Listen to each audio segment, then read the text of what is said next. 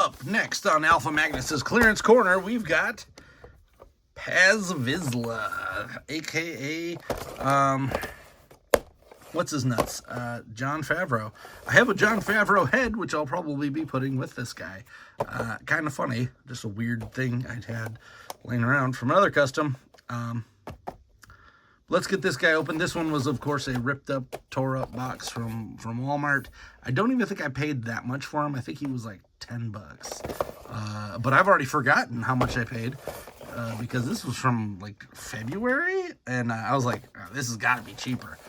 So I did end up picking him up. I am currently on Clearance King pattern, so I'm going to try to pick everything I can up at clearance if possible.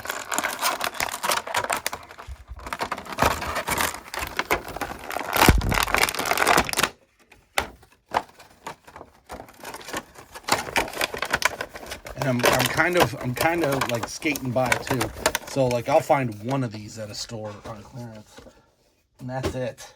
Like I don't find a bunch. I used to find like tons of clearance. Now I'm just finding one random one with a smashed up box. And you know what? I'm not keeping the box anyway.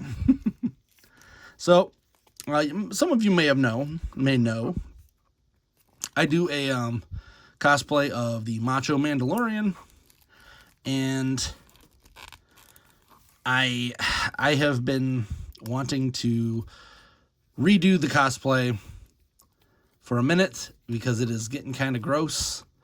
And the thing I want to do is I want to make him a heavy Mandalorian instead of the standard, just Boba Fett looking one. So I think I'm going to actually do that. I think I'm going to try to do that. But the problem is I don't have enough money to cover that, so I might have to do like a GoFundMe or something just to see if anybody's interested in it, helping out. Because this is an expensive hobby, people. People don't realize that. This thing is like the most expensive hobby. Because collecting toys is one thing. I'm kind of dying down on that so that I can do more cosplays and stuff. But you know what? Cosplays aren't as they don't get me as much, so it's a give and a take. Like this is how I think it's supposed to be, but that does not feel right at all.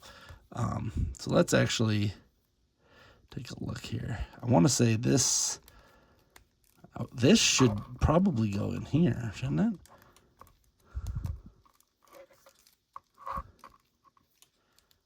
Yeah, like that. That's what it is. All right.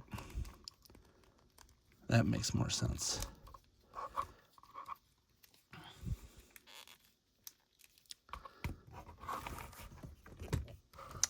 So, it's got the neck with a double ball joint. Looks like there's a neck underneath that too.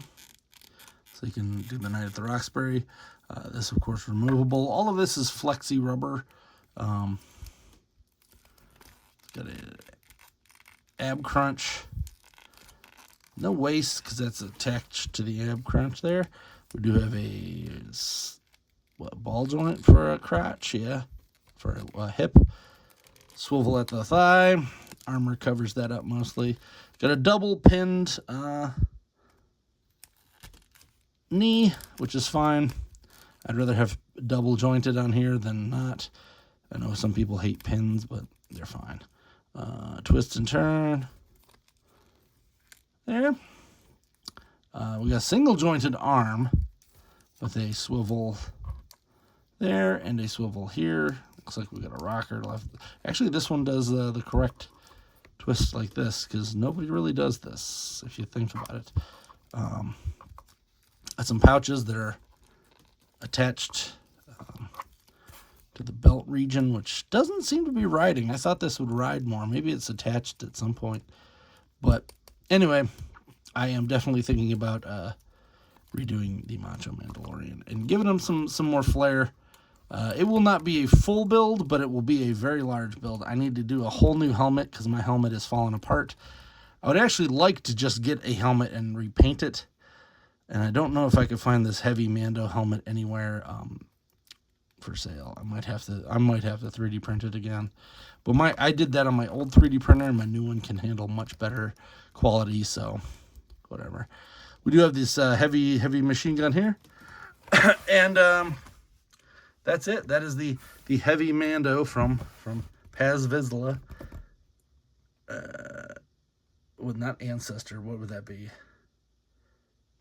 Great grandson or whatever of heir to the throne of the Vizsla name there. Why am I forgetting what his name was in that?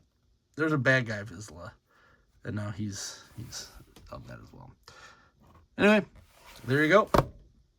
Hope you enjoyed this review. Please like, subscribe, comment. Till next time, I'm Alpha Magnus. This is the way.